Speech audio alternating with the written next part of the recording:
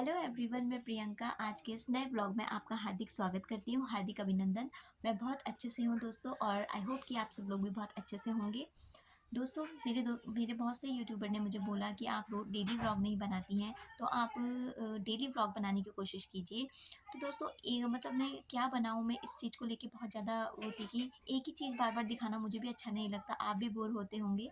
तो मैंने सोचा कि मैं क्यों ना सोशल वर्क के ऊपर कुछ बनाऊँ। जैसे कि बहुत से मुद्दे होते हैं, मतलब बहुत से मुद्दे होते हैं, तो मैं सोशल वर्क करने में ज़्यादा बिलीव करती हूँ। मैं सोचती हूँ कि जितने भी मेरे व्यूवर्स हैं, मेरी बात उन तक पहुँचे, और अगर वो कुछ इस टाइप से कुछ गलत चल रहे हैं तो वो अपनी ज़िंदगी में सुधार लाएँ, और या कुछ गलत देखते हैं अपनी लाइफ में तो उनको भी सुधारें। तो मैंने इसलिए सोचा है कि मैं हर टॉपिक पे बोलूँगी, अपनी राय दूँगी, और आप लोग मुझे बताइएगा कि मैं मतलब सही हूँ या गलत हूँ। मुझे कमेंट बॉक्स में बताइएगा दोस्तों। तो आज का मैं जो अपना टॉपिक ले रही हूँ, ये ले रही हूँ कन्या भ्रूण हत्या।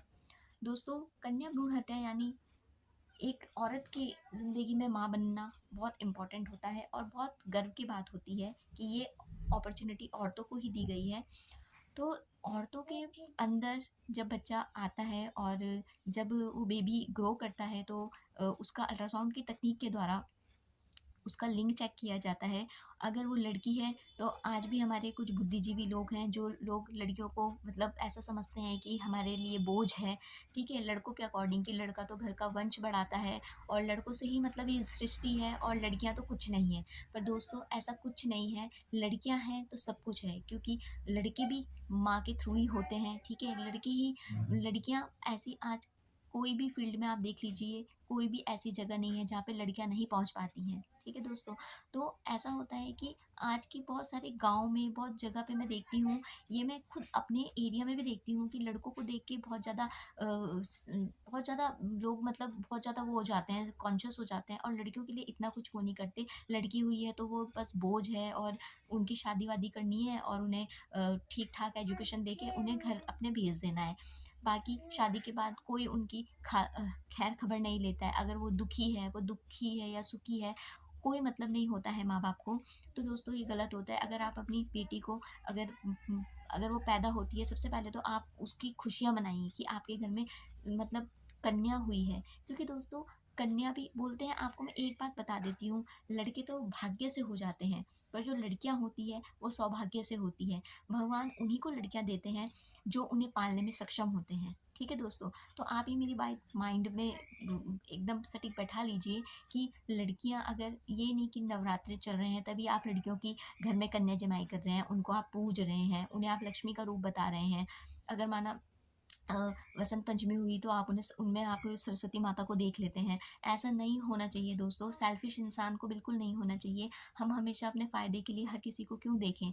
हमें हमेशा इंसानियत की इज्जत करनी चाहिए। ठीक है, अगर माना आपकी लड़की हो भी रही है, और अगर आप उसे पालने में असक्षम हैं, अगर आप सक्षम नहीं हैं, तो आप उसे किसी ऐसे पेरेंट को दे दें। मेरा अपना ये पर्सनली मानना है कि आप उसे कुछ ऐसे पेरेंट को दे दें जिनके बच्चे नहीं हो रहे होते हैं। बहुत से आजकल हमारा खान पान इस तरह का बदल गया है कि आजकल बेबी बेबी होने में बहुत समस्याएं आ रही है, कुछ खान पान की वजह से, कुछ जेनेटिक प्रॉब्लम्स की वजह से। तो दोस्तों, आप किसी ऐसे ऐसे लोगों को दे दें तो आपको भी पुण्य लगेगा, और वो माता पिता भी बन पाएंगे।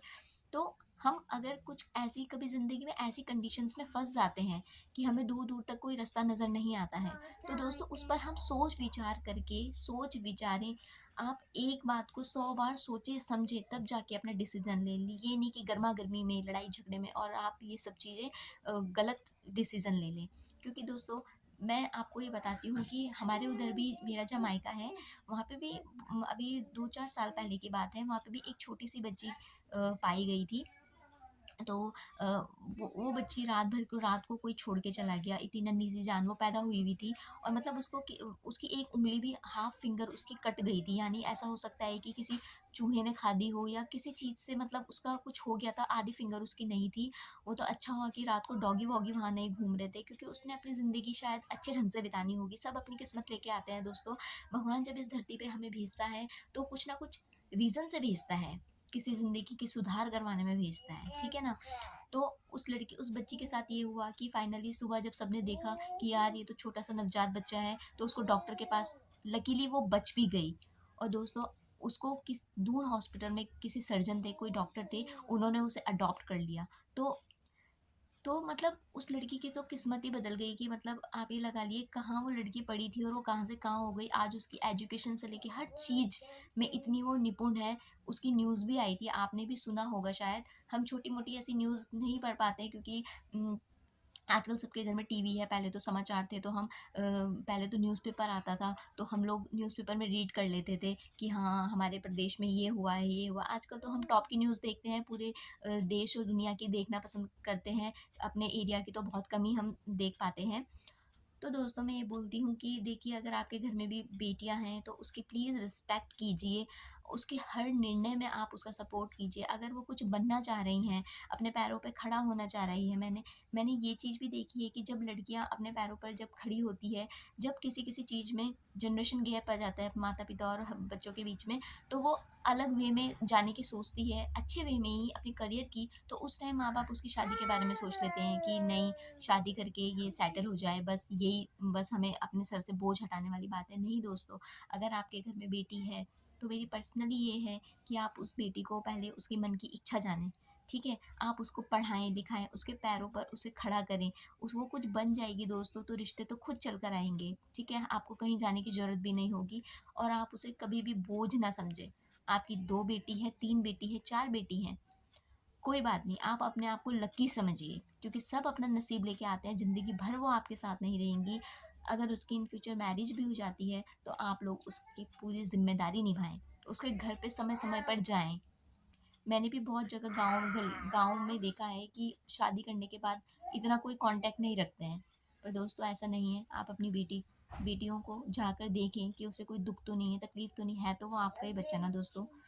लड़कियों की रिस्पेक्ट कीजिए, ठीक है? और अपने लड़कों को भी समझाइए कि भई लड़की के प्रति कोई गलत भावना ना रखिए, ठीक है? लड़कियाँ अगर किसी से बात भी कर रही हैं, वो ज़रूरी नहीं है किसी गलत ही मकसद से बात करती हैं। चाचा, ताऊ, बहुत से रिश्ते हैं हमारे हिंदू धर्म में।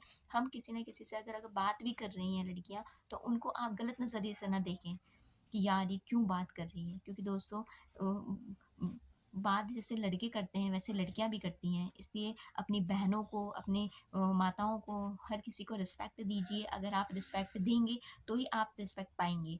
क्योंकि मैंने ये देखा है कि बहुत से बॉयज़ भी लड़कियों को कुछ गलत बोल देते हैं, कुछ बोल देते हैं, ठीक है? उन्हें किसी चीज़ का डर ही नहीं होता। तो दोस्तों ये संस्कारों के ऊपर बात जाती है, ठीक है? कि अगर आप बोलते हैं कि पहली जो पाठशाला होती है वो हमारी घर की पाठशाला होती है। हमारे जो पहले गुरु होते हैं वो हमारे माँ-बाप होते हैं। तो माँ-बाप हमें जिस तरह से सिखाते हैं, समझाते हैं, वही हम अपने बच्चों वही बच्चे सीखते हैं और वही बच्चे फिर करते भी हैं।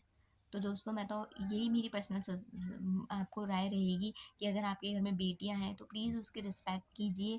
आप उसे अच्छे से पढ़ाइए लिखाइए और वो जो करना चाहती है उन्हें गलत रास्ते पे जाने से तो ज़रूर रोकिएगा, पर अच्छे रास्ते की अगर वो आप बढ़ रही है तो उसके प्लीज़ पंख मत काटिए। अगर वो उड़ना चाहती हैं, आसमान में पूरी सैर करना चाहती है खुले मन से, तो आप उनको सपोर्ट कीजिए, उड़ने दीजिए। जहाँ तक वो जाना चाहती है, जहाँ तक उसकी उड़ान होगी वो उड़ेगी। हो सकता है जो काम आपके लड़के ना कर पाएँ वो आपकी लड़की कर दिखाए। नाम रोशन दोस्तों लड़कों से ही नहीं होता है, लड़कियों से भी होता है। और मैं तो बोलती हूँ कि हर घर में पहली बेटी ही हो तो वो बहुत शुभ होता है। मेरी खुद की बेटी है, मैं अपने आप को बहुत भाग्यशाली समझती हूँ कि मेरी पहली बेटी है। और दोस्तों मेरी बेटी की खुद की ऐसी थोड़ी कंडीशन है, फिज़िकली वो थोड़ा ठीक नहीं है, बट मैं उसे अपने सर का कभी भी बोझ नहीं समझती हूँ, मैं उसे अपने सर का ताज समझती हूँ। तो जैसे मैं अपनी सोच रखती हूँ, आई होप कि आप सबको भी मेरी सोच बहुत अच्छी लगी होगी। तो आप मुझे प्लीज़ इसमें बताइएगा कि आपको मेरी सोच कैसी लगी।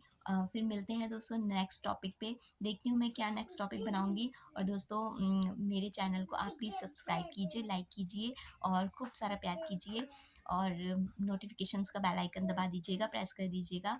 प्लीज़ ये तो आप ज़रूर कीजिएगा क्योंकि मेरी नोटिफिकेशंस आप तक पहुँचेगी तो आप मेरा फिर देख सकते हैं। तो ठीक है दोस्तों, फिर नेक्स्ट ब्लॉग में मिलते हैं। Bye bye, take care.